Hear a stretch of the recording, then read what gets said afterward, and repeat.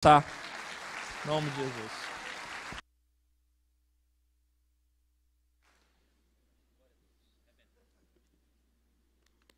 Aleluia. Bom dia, amados. A paz do Senhor, amém? Depois de uma introdução dessa, a responsabilidade aumenta, né? Amém? Eu gosto o melhor título que eu tenho, que Deus me dá, é Filho de Deus, amém? Esse título, Filho do Altíssimo, esse título é o mais importante e o que gera resultados. Todos os demais títulos, todas as mais coisas que nós conquistamos, é com base em nossa posição em Deus. E a nossa principal posição é ser filho de Deus, amém? O pessoal de Vitória, o pastor Júnior, ele comentou que nós estamos tendo a honra de pastorear o ponto de pregação lá em Vitória, e eles pediram uma saudação, né? Não sei onde é que eu estou aqui, então pediram uma saudação, a saudação à igreja de Vitória, povo maravilhoso, um povo abençoado. Eu queria que você desse um glória a Deus. Amém, e orasse por aquele povo, amém? Nós estamos completando 10 anos, teremos a celebração dos 10 anos no dia 16 de dezembro, na verdade, no dia 14 de dezembro, completa 10 anos que foi iniciada aquela obra, e o selo, né, o mote desses 10 anos é tempo de rompimento. Então, eu fiquei muito feliz em cantar sobre rompimento nesse momento, porque o Brasil está vivendo um tempo de rompimento, e nós precisamos entender, e é sobre isso que eu quero trabalhar nesta manhã. Imagina, temos aqui o doutor Edgley, imagina que você vai no médico e ele faz um check-up geral de toda a tua área da tua vida, enfim, de Gênesis a Apocalipse, imagina, né? Tudo que você precisa. E com aquele diagnóstico ele passa por um nutricionista. E esse nutricionista elabora um cardápio, e esse cardápio é dado para um chefe de cozinha para confeccionar o seu prato. Você não sabe nada, amém? E aí esse prato chega na sua frente para você se alimentar. Às vezes você vai ter ingredientes que você não gosta, mas que são necessários para a sua alimentação. Você está aqui? Então, amados, eu creio que hoje Deus preparou um prato que talvez você não goste muito, mas que vai ser necessário para a sua alimentação, para que você verdadeiramente tenha algo do Senhor que gere um rompimento, que gere uma nova estação, que prepare você para o tempo que Deus está estabelecendo para a nossa nação a partir desse tempo que nós já estamos vivendo. Amém? Tem alguém com fome aqui? Amém. Você está disposto a comer de tudo? Amém. Então abre o teu coração, mas vamos fazer uma oração. Pai, te damos graças mais uma vez por essa rica oportunidade. Louvamos a Ti por esse momento maravilhoso.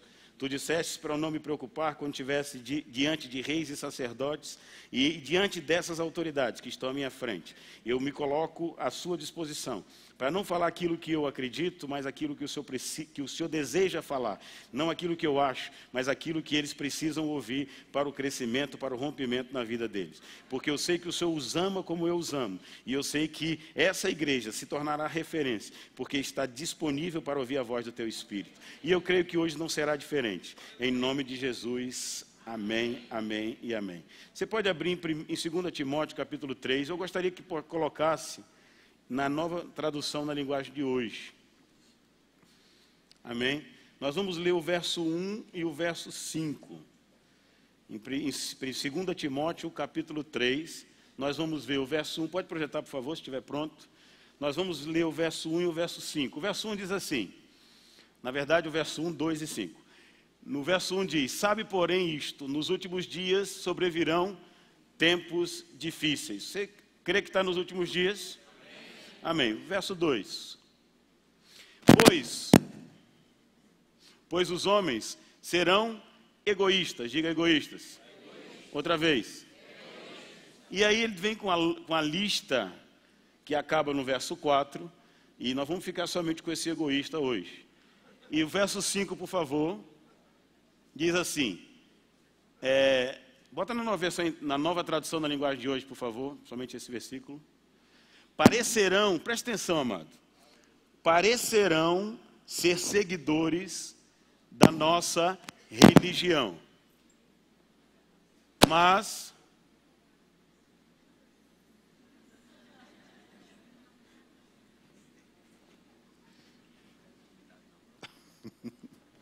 essa foto aqui, né, pode gerar várias interpretações.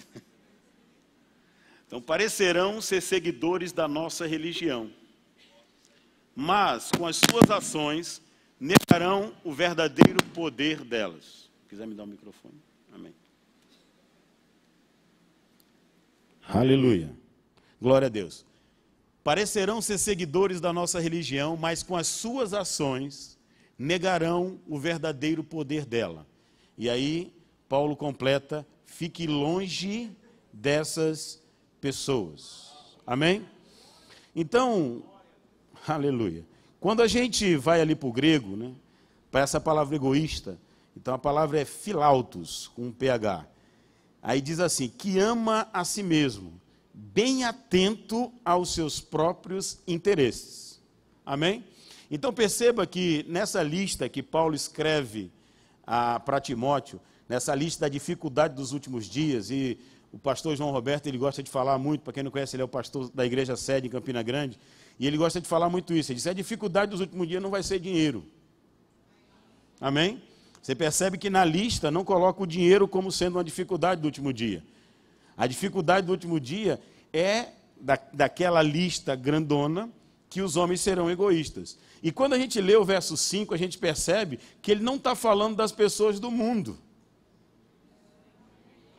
Ele não está direcionando, ele não está dizendo que nos últimos dias as pessoas do mundo serão egoístas. Isso a gente já sabe. Amém? A dificuldade dos últimos dias é que aqueles que estão inseridos no contexto de igreja, no contexto do cristianismo, se tornarão egoístas. Diga misericórdia.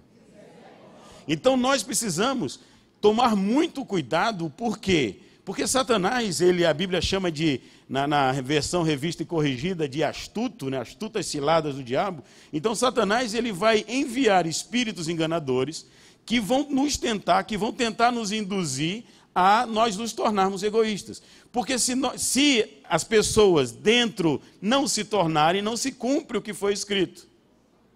Você está aqui? Porque Paulo diz: nos últimos dias teremos tempos difíceis, as pessoas serão egoístas, as pessoas serão amantes de si mesmo, as pessoas estarão atentos, colocarão sua atenção mais nos seus próprios interesses pessoais do que no interesse coletivo ou no interesse do que a igreja, do propósito da igreja. Amém? Então nós precisamos entender o propósito da igreja, entender o interesse da igreja, entender o tempo e a estação em que nós estamos vivendo e colocar o interesse coletivo acima do nosso. Porque quando nós fazemos isso, nós estamos cuidando das coisas de Deus. E a gente sabe que no reino de Deus funciona a lei da semeadura. Todos os que plantam, colhem. Se eu cuido, se eu me interesso pelas coisas de Deus, Deus vai se interessar pelas minhas coisas. E os desejos do meu coração serão realizados. Mas nós temos que tomar muito cuidado, porque às vezes a gente olha para a promessa de Deus, que é maravilhosa, e acaba focando nessa promessa para nós individualmente. E esquecemos do coletivo, esquecemos do interesse de Deus para o contexto de corpo de Cristo. E quando nós fazemos isso, espírito de engano entra e a gente entra nessa lista. Mas graças a Deus que nessa igreja ninguém vai entrar nessa lista. Você está aqui, amado? Então nós temos que ser motivados primeiramente pelo propósito. Diga: a motivação primeira da minha existência deve ser o propósito de Deus. Se fala muito sobre propósito, se fala muito sobre o que Deus deseja, o chamado, e a gente precisa falar mesmo disso e entender que nós só estamos vivos para o propósito. Desfrutaremos sim daquilo que Deus nos abençoar, mas isso não é o mais importante. Cremos na prosperidade, cremos no conforto, cremos que Deus vai nos dar isso, mas Paulo nos ensina que ele aprendeu a viver contente em toda e em qualquer situação. Então, ele aprendeu a viver contente tendo muito, desfrutando de tempos, digamos assim, de abundância, mas nos tempos de escassez ele continuou contente. Por quê? Porque o que motivava ele era o propósito. E daí vem os exemplos dos nossos irmãos, dos mártires da igreja, dos heróis da igreja, que sofreram afrontas. Por quê? Porque o propósito para eles era o que existia de mais importante na vida deles. Amém? Vai lá em Atos capítulo 5. Eu confesso que quando eu li isso a primeira vez, logo depois que eu me converti, a primeira vez que eu travei contato com essa passagem bíblica, eu fechei a Bíblia naquele momento e fiz uma oração. Eu vou ler primeiro e depois eu digo qual foi a oração que eu fiz. Em Atos capítulo 5, versos 40 e 41.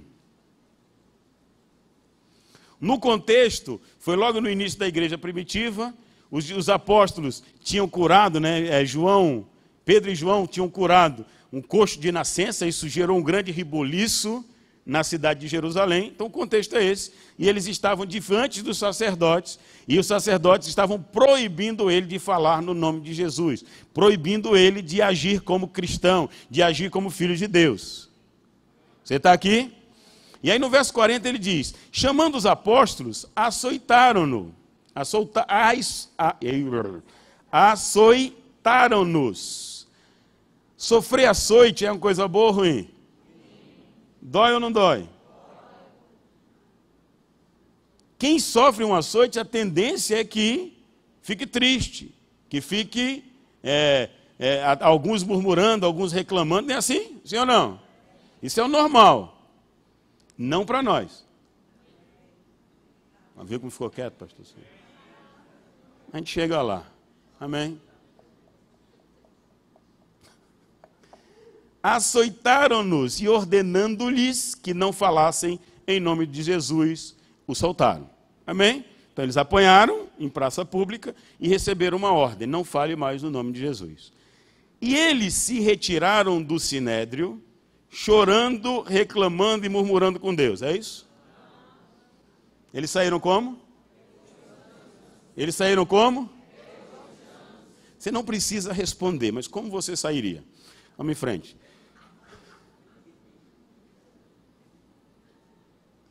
Por terem sido considerados dignos de sofrer afronta por esse nome. Amém? Eles não saíram regozijando porque gostaram de apanhar, que eles não eram masoquistas. Eles saíram regozijando porque o propósito estava acima de qualquer outro sentimento, de qualquer outra coisa que eles poderiam receber ou perder. Tem algum crente aqui ainda? Amém. Glória a Deus. Eu falei para você que a comida não seria talvez tão saborosa, mas necessária para esse tempo. Amém? Motivados pelo propósito. E aí eu trouxe uma frase, eu não vou dizer que é dele, porque esses sites hoje a gente tem tantas fake news que a gente não sabe se é. Mas eu tirei de um site, e essa frase é colocada como autoria de Martin Luther King, que diz o seguinte: o homem que não está disposto a morrer por uma causa não é digno de viver. Eu vou repetir porque você gostou muito.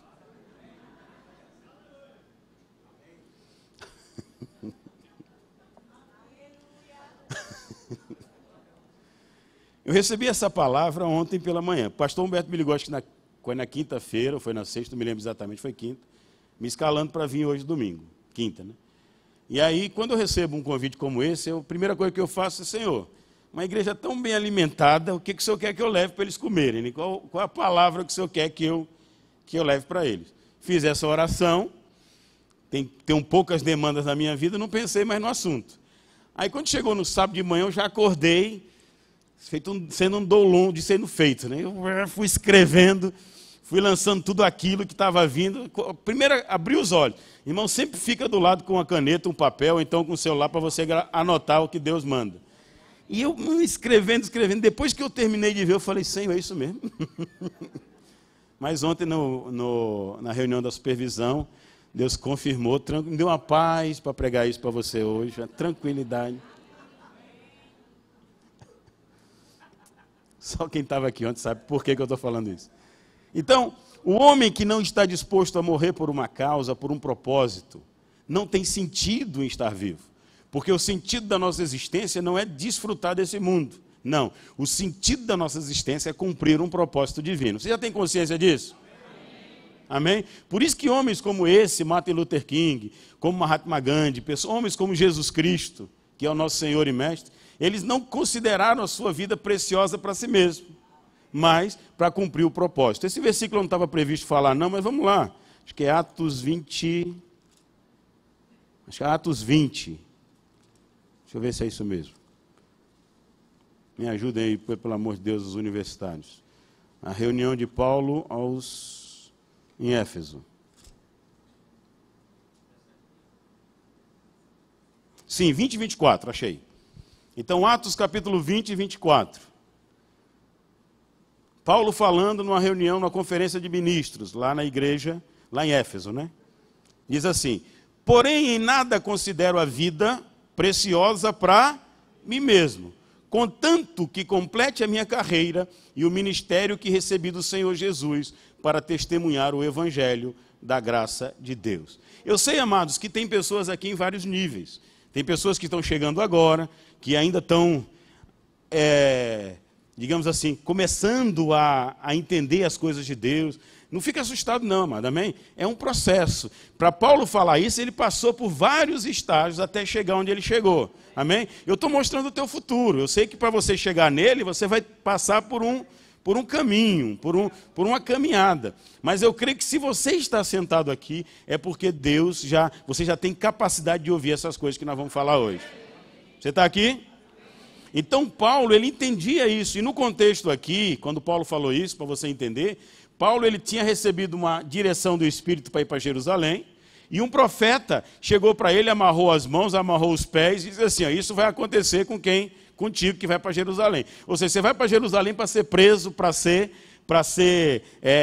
perder sua liberdade, talvez açoitado, sofrer com as autoridades de Jerusalém. E aí os ministros que amavam Paulo falaram: não, você não vai não, pelo amor, quero você com a gente, sua vida é preciosa. Ele falou: não, vocês não entenderam ainda o meu chamado e o propósito da minha existência. E ele disse assim: a preciosidade da minha vida não é o precioso segundo os padrões do mundo, e sim os preciosos segundo os padrões de Deus. Eu sei que nem todos chegarão nesse nível, mas nós somos chamados para esse nível. Nós somos chamados para estar disponíveis ao Senhor, inclusive para sofrer afrontas, inclusive para morrer por causa do Evangelho. Porque se nós hoje desfrutamos de tudo isso que estamos desfrutando hoje, foi porque nossos irmãos do passado morreram por causa do Evangelho. Você conhece a história? Quantos cristãos foram mortos, quantos cristãos foram colocados nas arenas, no Império Romano, entregues a leões, queimados em fogueiras. Então, muitos cristãos sofreram para que nós cheguemos nesse momento que nós estamos vivendo hoje. E nós precisamos entender isso e discernir os tempos e as estações. Eu não estou profetizando que você vai ser queimado nem comido por leão, não é isso. Mas nós temos que estar preparados. Como militar, eu fui anunciado como oficial do Exército. No Exército a gente tem uma máxima que diz o seguinte: um exército pode passar 100 anos sem ser empregado, mas não pode passar 1 minuto sem estar preparado.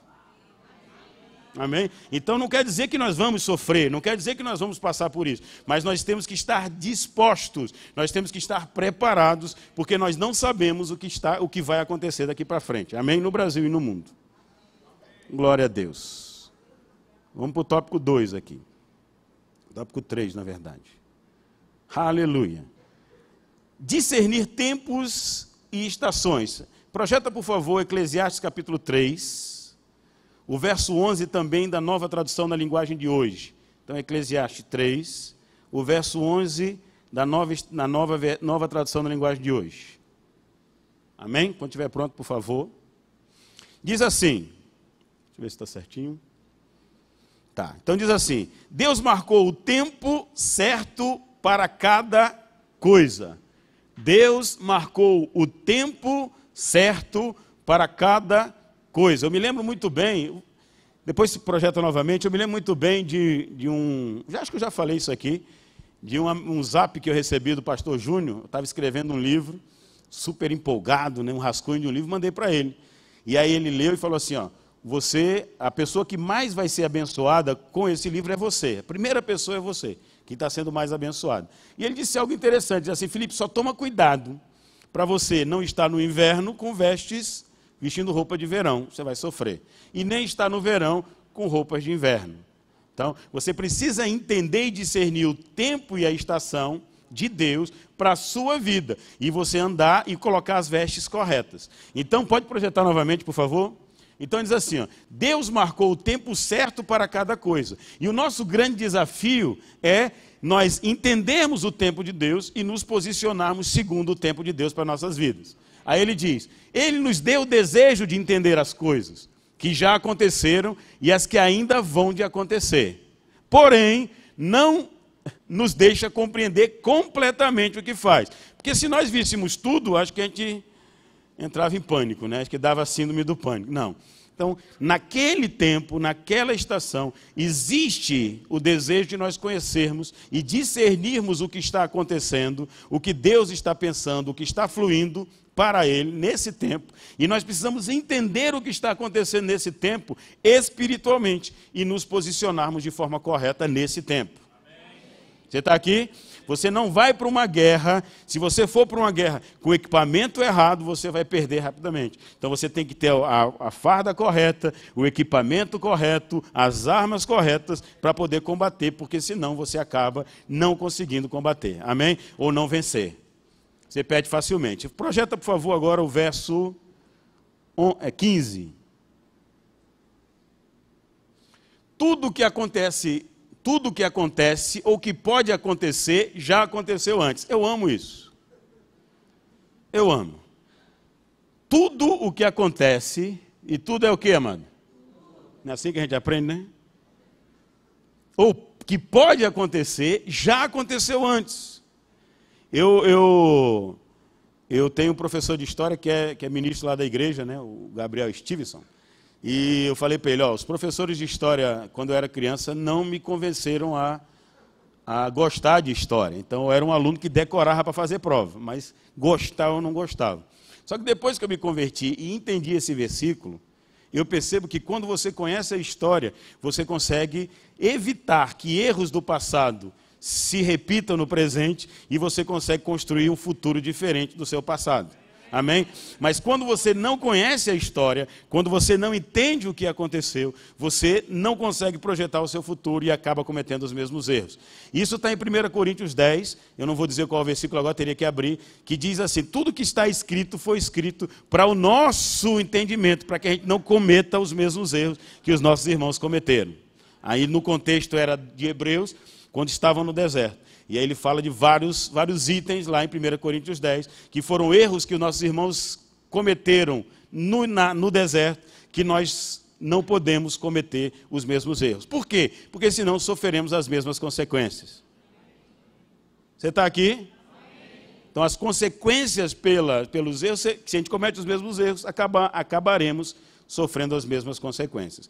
E eu me interessa muito, agora eu estou começando a me interessar mais por história, e aí nós lemos os livros, Reis, Samuel, que contam as histórias de Israel, e nós vemos que haviam ciclos e estações.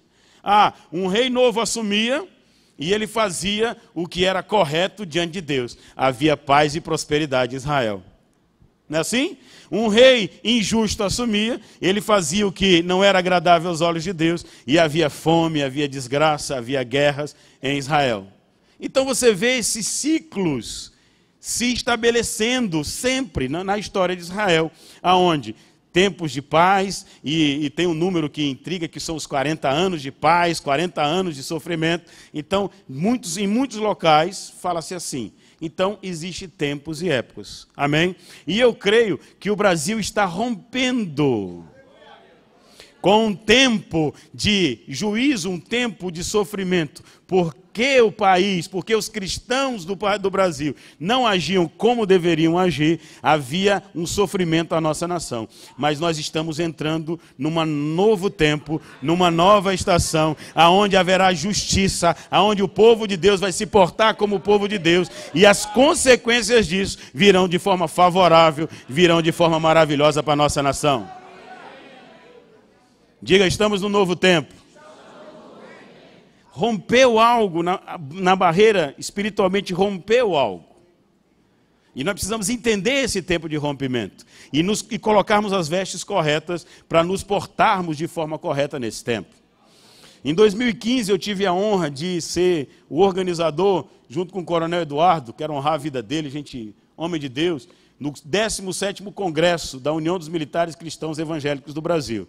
E nós organizamos esse evento, trouxemos mais de 1000 pessoas do Brasil inteiro para cá, e no último dia, Deus liberou uma palavra profética para mim, não foi no evento, foi para mim.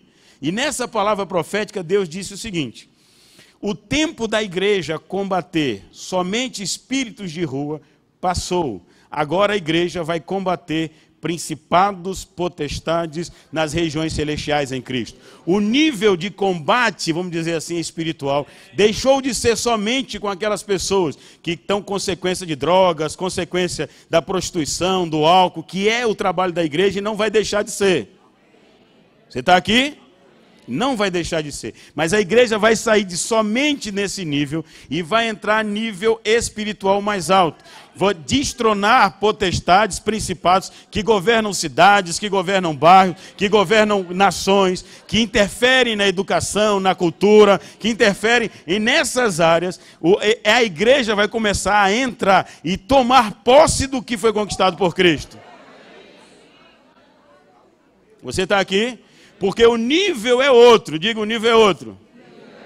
Só que, amados, no contexto natural, quando você combate um exército mais simples, você usa poucos meios. Mas quando você combate exércitos mais potentes, você tem que se preparar melhor para esse combate.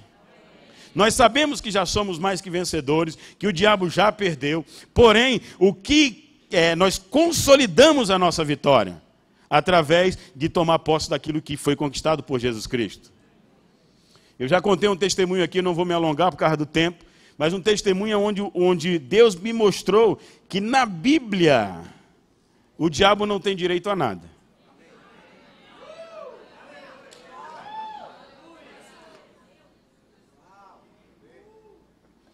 O que o diabo tem hoje foi dado por Adão. Você concorda com isso? Diga, mas veio o segundo Adão.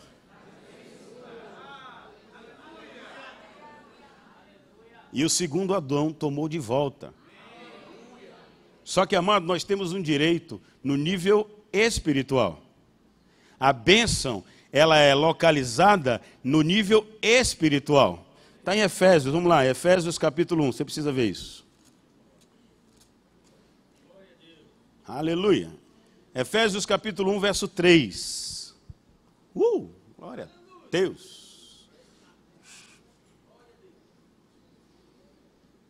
Aleluia.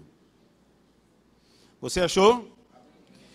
Efésios 3:1 diz: bendito Deus e Pai do nosso Senhor Jesus Cristo, que nos tem abençoado com toda sorte de bênção espiritual, aonde?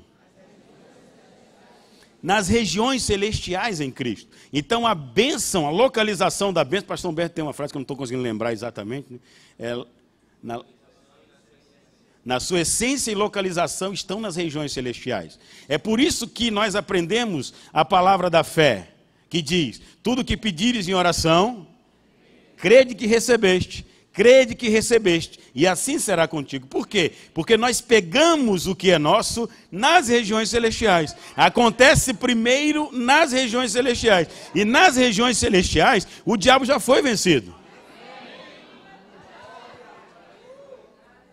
Aleluia. Amados, eu sei que haverá o arrebatamento, tem professor de escatologia, eu sei tudo isso. Sei, vai acontecer. Mas não com a igreja na terra. Porque o Espírito que está em nós, misericórdia. 1 João 4:4. Bota aí. Filhinhos, vós sois de Deus e tendes vencido os falsos profetas, porque maior é aquele que está em vós do que aquele que está no mundo. Maior é aquele que está em nós do que aquele que está no mundo. Maior é aquele que está em nós. Então, enquanto a igreja estiver na terra, Satanás tem que ter medo da gente. Mas percebe que eu falei igreja, eu não falei o indivíduo, porque sozinho, sabe o que a gente vai conseguir? Nada. Agora, como corpo de Cristo, como igreja do Senhor, nenhuma porta do inferno pode prevalecer contra nós. Porque nós temos a força, nós temos o poder de Deus disponível em nós. O potencial para mudar estações, mudar épocas. Nós temos esse potencial, porque já foi dado para nós em Cristo. Amém? E, amados, quando eu lia um rei justo assumiu e houve paz em Israel. E a minha oração foi, Senhor, eu não quero morrer sem experimentar isso.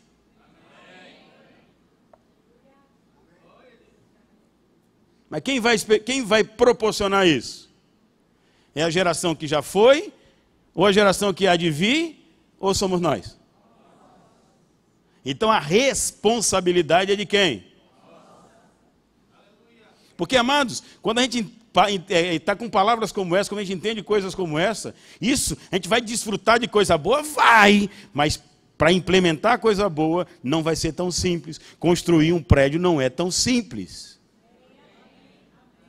Desfrutar do prédio é maravilhoso. Mas quem participou dessa obra, eu não participei, que eu estava em Resende, sabe o quanto foi dificultoso preparar essa obra. Você que participou, você sabe disso. Você que chegou agora, está desfrutando de tudo pronto, ó, que coisa maravilhosa. Mas houve um processo, houve um sacrifício. Foi deixado suor, foi deixado lágrimas, foi deixado sangue nesse lugar. Você está aqui? Porque existe um processo que faz com que aconteça. Depois que acontece, a gente desfruta. Talvez a gente nem veja com os nossos próprios olhos aquilo que os nossos filhos e netos vão desfrutar, mas a gente é que vai construir. Amém. Aleluia. Lucas capítulo 6, verso 22. Aleluia. Você percebe, amado, que o que Deus espera de nós é algo muito mais intenso para esse tempo? Não dá mais para ser light. Não dá mais. Não é o tempo de ser cristão light. Não dá. Ou é ou não é. É tudo ou nada. Por quê? Porque o nível de operação é muito mais intenso. E cada um de nós é responsável para que esse projeto se estabeleça. Para que Deus seja vitorioso. Para que se estabeleça o reino no nosso país. Terá oposição? Muita. Terá sofrimento? Muito, sim. Mas nossos irmãos eram açoitados e saíam rindo. Mas por que eles saíam rindo? Porque havia uma graça para o tempo. E aí Paulo, quando ficou meio na carne, ali meio choroso, orou, Senhor, afasta de mim o mensageiro de Satanás. Tira esse espinho na carne. E aí Deus falou, claro que não. Não é o espinho o teu problema. O teu problema não é a circunstância. O teu problema é falta de graça. Quando você tiver a graça suficiente, você vence esse problema. Você vence a circunstância. Porque é a graça que nos capacita a vencer. Então, nós não devemos olhar para o problema, isso aí pode ser no contexto individual ou coletivo, como algo gigante demais. Não, amado. Porque assim que a gente se dispor, assim que dispuser, assim que nós nos dispusermos para entrar no propósito divino, para construir o que Deus quer construir, virá uma graça. E essa graça vai nos ajudar. Por isso que as músicas foram inspiradíssimas por Deus. Eu me sinto honrado, lisonjeado, e ter uma ministração como essa, e o primeiro louvor falar de rompimento, e o segundo falar para você não ter medo.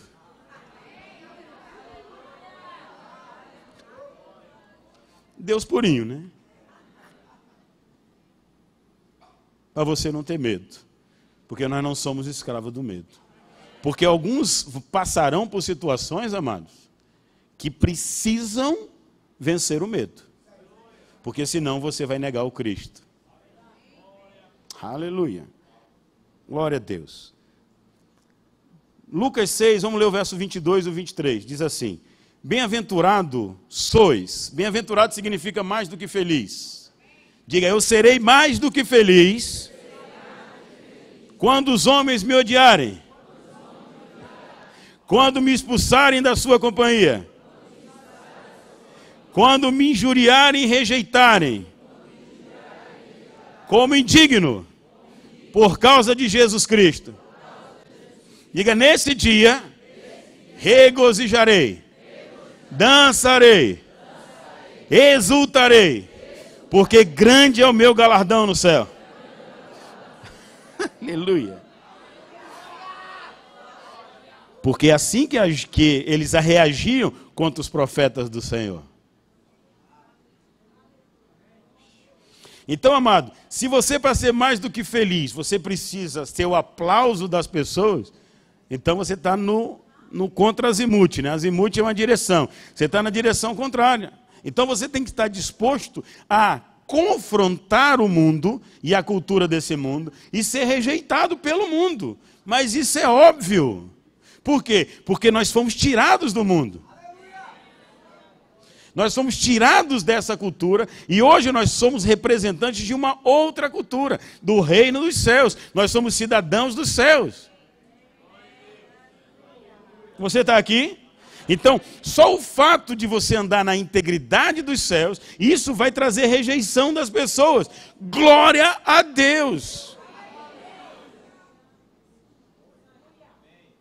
Só que nós fomos treinados a receber aplauso, amado. Eu recebi um vídeo nesses dias, ele acho que até espírita, o rapaz, mas um cara muito sábio, muito inteligente, não sei o nome dele, sei nada, só que eu recebi e eu assisti.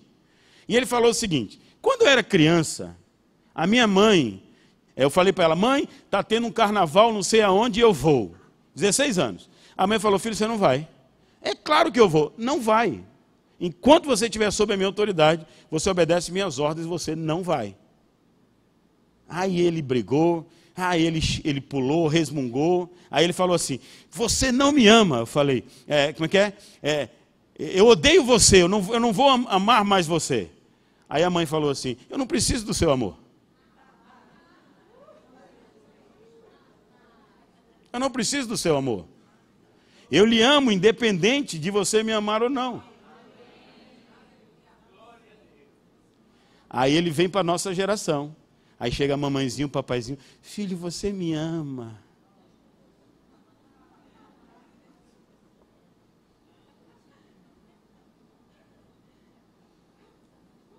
Aí ele conta que, ele disse assim, eu não falo mais com a senhora. Aí ele falou, eu que não quero falar com você. Com 7 dias ele não aguentava mais. E tentava falar, e ela passou 30 dias sem falar com ele. Mas não é porque estava com raiva, é porque estava ensinando algo.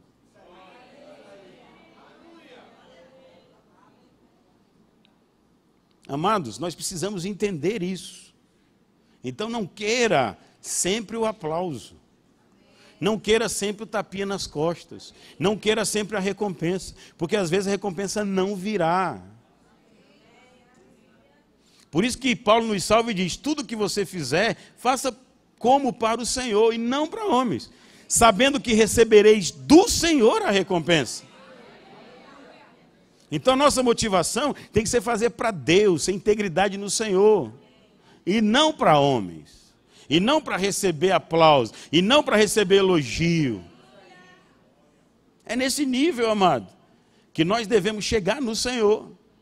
Quando a gente tem plena convicção que está fazendo para Deus, e quando o aplauso não vier, você continua feliz do mesmo jeito, porque Deus aprovou você. Ou você quer a aprovação de homens?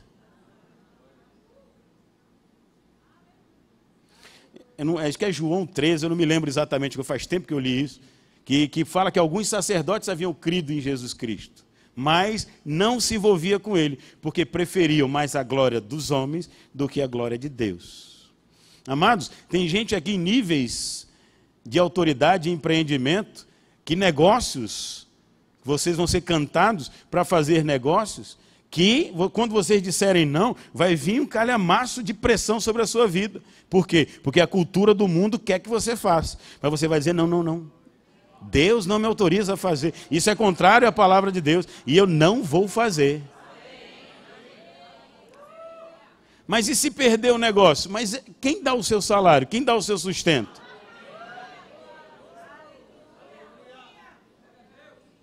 É fácil isso, amado? Não. Vou ser bem sincero para você. Não é fácil. Porque a gente foi treinado a agradar pessoas. A gente foi treinado, a gente foi criado nessa cultura. Só que Deus está nos chamando para um tempo onde você é íntegro na palavra, independente se a pessoa vai gostar ou não, independente se a pessoa vai desassociar de você ou não.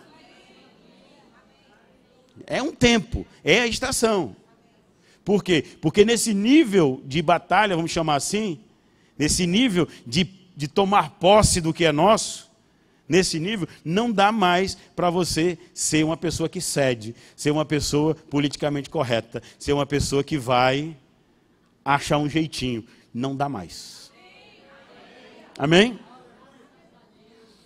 Não é mais tempo de agradar homens, o tempo é de um maior posicionamento na fé e nos princípios do reino. E depois você tem uma tarefa de casa, né? É o Colossenses 3. Abre aí, por favor, Colossenses 3:1. Porque eu queria entrar em outras coisas, mas vale a pena. Colossenses 3:1, na revista atualizada mesmo. Você está sendo abençoado, mano?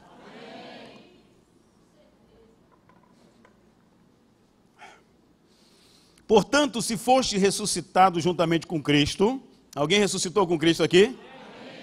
O que é que você tem que fazer? Buscai as coisas lá do alto, onde Cristo vive, assentado à direita de Deus. Pensai nas coisas lá do alto, não nas que são assim da terra, porque morreste, e a vossa vida está oculta juntamente com Deus. Quando Cristo, que é a nossa vida, se manifestar, aí eu boto um parênteses, em nós, então vós também sereis manifestado com Ele em glória. Amém? Isso não é para quando você for para a casa do papai, não, é agora. Aí o verso 5 diz, fazei, pois, morrer a vossa natureza terrena, prostituição, impureza, paixão lasciva, desejo maligno e avareza, que é a idolatria. Por estas coisas é que vem a ira de Deus, sobre os filhos da desobediência. Ora, nessas mesmas coisas andastes vós também no outro tempo, quando vivíeis nela. Agora, porém, despojai-vos igualmente de tudo isto: ira, indignação, maledicência, maldade, linguagem obscena no vosso falar. Não mintais uns aos outros, uma vez que vos despistes do velho homem com seus feitos, e vos revestistes do novo homem, que se refaz para o pleno conhecimento, segundo a imagem daquele que o criou, segundo a imagem daquele que o criou, segundo a imagem daquele que o criou, no qual não pode haver grego nem judeu, circuncisão nem circuncisão, bárbaro, cita, escravo, livre, porém Cristo é tudo em todos. Depois você continua lendo, amado, que é maravilhoso. Para mim esse é o capítulo do novo convertido. É o capítulo do novo convertido. Você que nasceu de novo, você que teve uma experiência real com o Senhor. Isso é o seu norte, a sua bússola. E você tem que usar isso como sendo algo que você lutará para andar segundo esses princípios. Doa a quem doer. Aleluia. Sabedoria divina versus sabedoria humana. Aí eu botei aqui. Você está percebendo que a sabedoria humana, diabólica, está à tona, está aparecendo de uma forma muito mais clara? Você consegue identificar isso? Ideologia de gênero, aborto, enfim, toda essa bagunça, destruição da família. Você consegue ver isso? Agora vamos ver o que a palavra diz sobre isso. Romanos 1:22. Aleluia.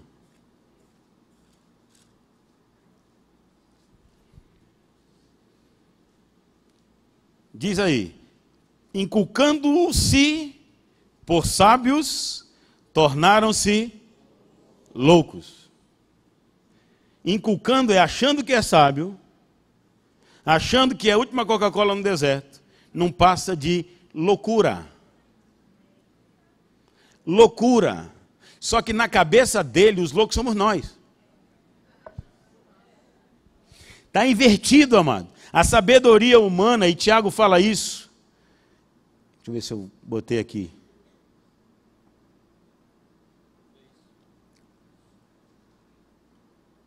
Não, que fala que é isso. É Tiago, né? Tiago 3, isso, eu tinha colocado aqui. Vai lá, por favor. Obrigado, pastor.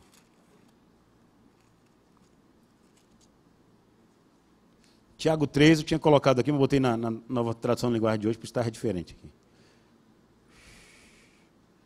Vamos lá. Vamos ler do verso 13 ao 17. Olha que coisa magnífica. Você percebe que a sabedoria do mundo está louca? Você consegue entender isso? Só para você ter uma ideia, eu tenho uma ovelha nossa que é doutoranda, fazendo doutorado, em biologia. Uma das matérias, Introdução ao Pensamento Marxista 1 e Introdução ao Pensamento Marxista 2. Tenta achar um link. Só para você ter uma ideia. Eles tomaram a academia. E a gente vai tomar de...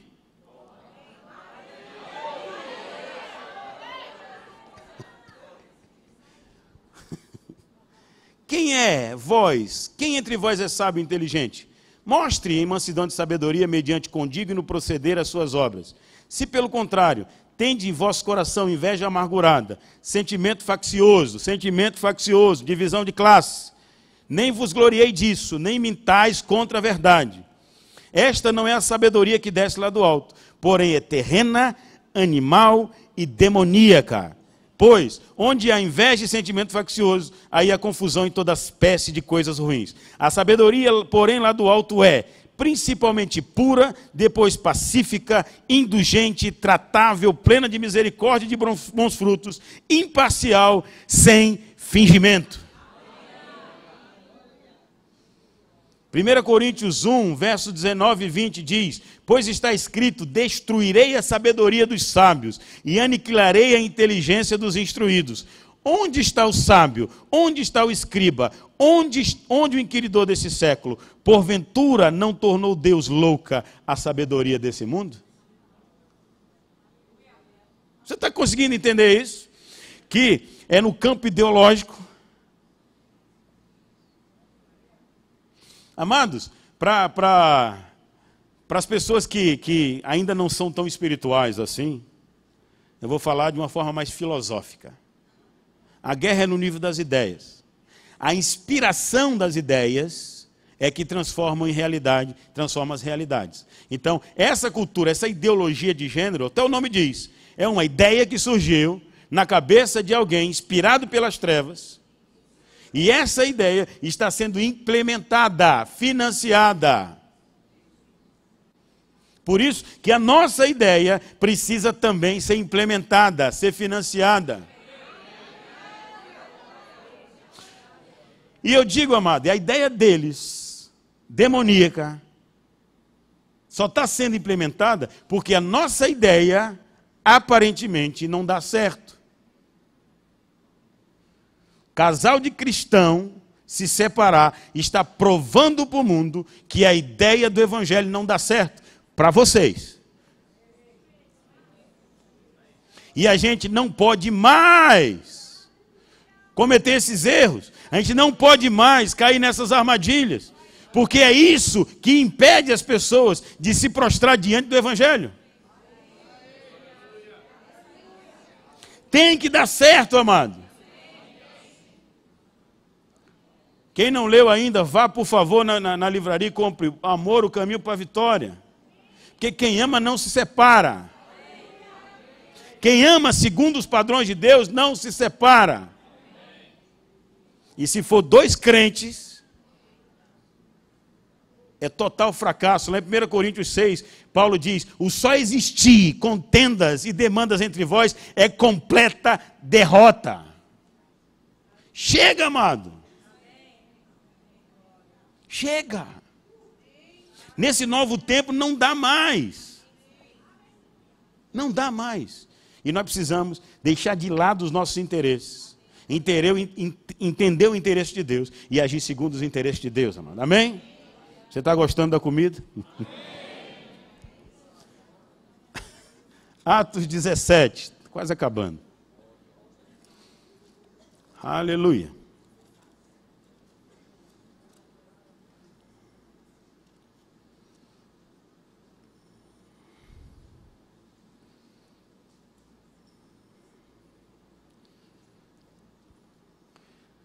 Isso aqui, o contexto, eles estavam buscando irmãos que estavam apoiando Paulo.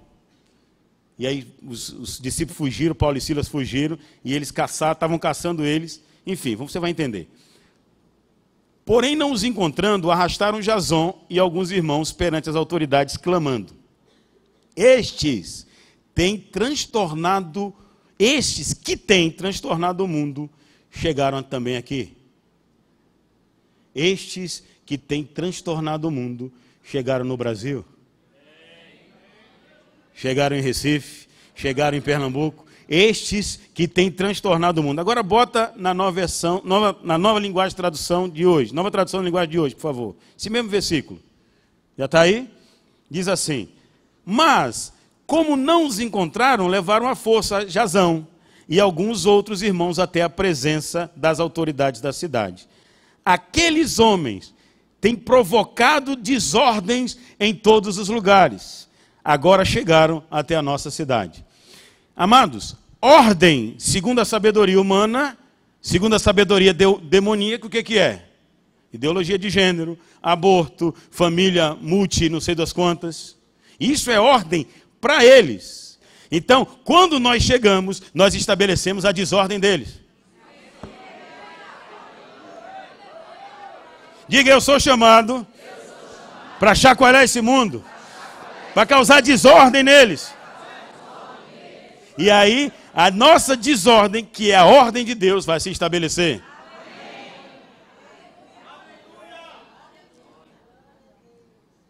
Romanos 5, 20. Agora é uma corrida, quanto tempo agora? Você está sendo abençoado, amado? Aleluia. Não sou mais escravo do medo. Vai ter momento em que você vai ser chamado, em que você vai estar em uma situação que o medo vai bater a porta. Amém? Isso é normal acontecer. Porque os nossos irmãos também passaram por isso. Amém? Não tem nenhum super-homem aqui não, mano.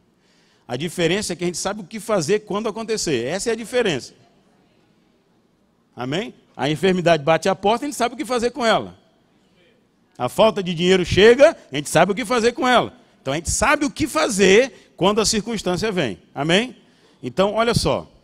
Sobreveio a lei para que avultasse, Romanos 5:20. Sobreveio a lei para que avultasse a ofensa. Mas onde abundou o pecado, superabundou a graça. A fim de que, como o pecado reinou pela morte, assim reinasse a graça pela justiça para a vida eterna, mediante Jesus Cristo nosso Senhor. O que eu estou querendo dizer? Quanto mais forças estiverem, a gente vai ter mais ainda.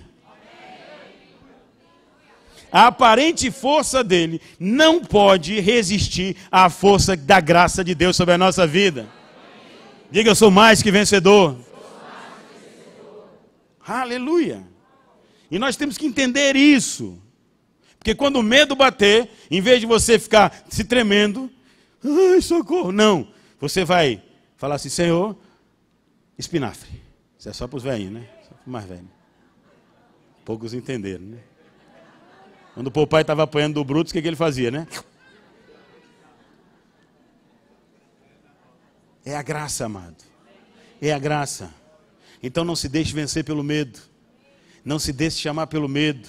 Não deixe que o medo tome conta de você. Não deixe que o medo paralise você. E tem gente sendo paralisada aqui. Mas hoje é o dia da tua liberdade. Porque o Espírito que está em você é maior. O louvor pode subir. Nós vamos cantar. Não somos escravos do medo. Enquanto eles se preparam. Deus não nos deu espírito de covardia. Deus não nos deu espírito de covardia. Deus não nos deu espírito de covardia. Deus não nos deu espírito de covardia. Deus não nos deu espírito de covardia. Deus não nos deu espírito de covardia. Você pode dizer isso, diga, Deus não me deu espírito de covardia.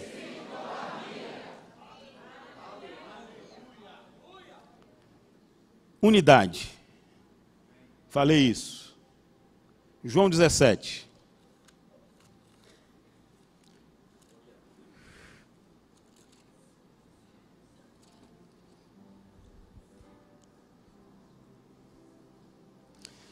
Essa oração sacerdotal de Jesus Cristo, que para mim estou até escrevendo um livro em parceria com o Coronel Eduardo, avance, né? Vai chegar. Um soldado gritando, né? A unidade e o comprometimento como requisitos para o crescimento cristão. Eu falo sobre unidade, ele fala sobre comprometimento. Porque unidade arde no meu coração desde que eu me converti. Desde que eu me converti, arde no meu coração. Porque, amado, eu sou pai. Minha esposa está aqui, somos mãe de 3 filhos. Eu não quero ver meus filhos divididos, amado. Eu não quero ver meus filhos brigando um com o outro. Imagina Deus.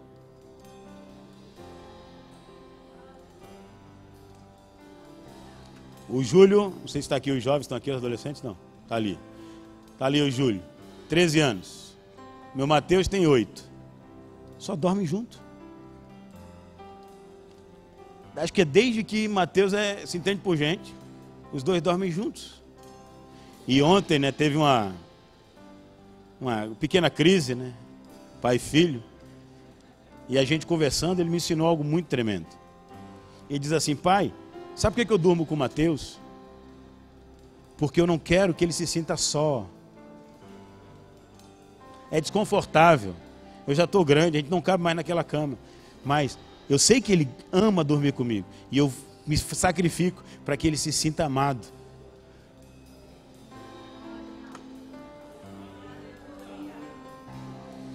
Ele está entrando numa nova fase, adolescência. O Mateus ainda é criança. Vai começar a distanciar mais, porque muda, né? Quem é psicologia sabe disso. Mas que ensinamento poderoso. Sacrificando pelo irmão, para que o irmão não sofra. E a gente precisa aprender isso um pelos outros, amado. A gente precisa aprender isso. Nós somos a família de Deus. Nós somos a irmandade do Senhor. Eu sei que estamos longe ainda, longe. Mas nós vamos chegar lá. Lá em Resende, também em Vitória eu digo isso. Eu falei assim, eu não quero pastorear uma igreja. Porque Jesus, com a igreja como instituição, entenda. Porque Jesus não constituiu para Deus uma associação chamada igreja. Um clube. Não. Jesus morreu para constituir uma família para Deus. Então, eu quero ter a honra de liderar a família de Deus nesse tempo, nesse contexto. Nós somos irmãos, amado. Em João 17, 20 diz: Jesus orando por nós, a última oração dele por nós. Não rogo somente por estes, os discípulos, mas também por aqueles que somos nós, que vierem a crer em mim por intermédio da sua palavra. Rogo por eles, a fim de que todos sejam um. E como és tu, ó Pai, em mim, e eu em ti, também sejam eles em nós. Para que, finalidade, o mundo creia que tu me enviaste.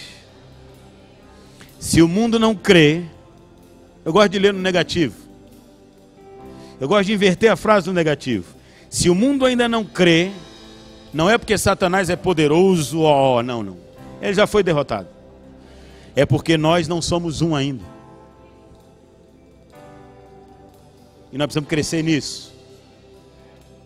Verso 22.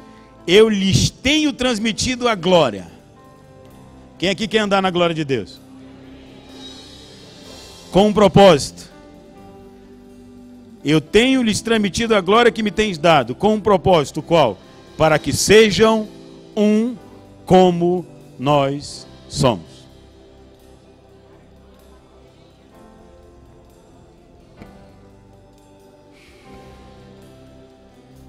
Uma nova estação, um novo tempo. Nós viemos carregados de espírito crítico, de desconfiança, de pensamentos errados. E nós caímos. Satanás, ele coloca em outdoors falhas humanas de líderes. Coloca em outdoor para quê? Para que você não confie na sua liderança, para que você não se renda e não se entregue com medo de se decepcionar. Isso é uma estratégia satânica. Eu já usei Jeremias 17, maldito o homem que confia no homem. Está vendo? Errado. Lá o profeta está dizendo, maldito do homem que faz da sua força. Da sua força. Ou seja, que confia em si mesmo e não confia em Deus. E nós precisamos restaurar a confiança.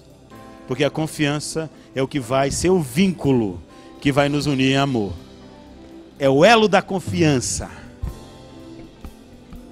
E amados, eu confio nos meus líderes. Confio neles. Porque eu preciso ser confiável para os meus liderados. São perfeitos? Não. Como eu também não sou. Mas são confiáveis. Então você que ainda está meio... Se rende, amado. Se entrega. Se entrega. Simplesmente se rende. Não fazendo para homens. Fazendo para o Senhor. Porque se Deus o livre algum cai, você permanece de pé. Ninguém vai cair. Mas Deus o livre isso aconteça. Você vai permanecer de pé. Amém, amados? Acabou meu tempo. Eu espero que você tenha sido abençoado. O Espírito, ele andou por várias áreas. Eu sei que tocou o teu coração em alguma área. E se você está visitando, quiser entregar a vida para Jesus Cristo, esse momento a gente para o culto para você. Tem alguém que deseja fazer isso? Que ainda não fez isso e deseja entregar a vida para o Senhor Jesus Cristo? Agora é para você esse momento. Ninguém? Todos salvos? Todos sarados? Todos curados? Muito obrigado pela honra. É uma honra.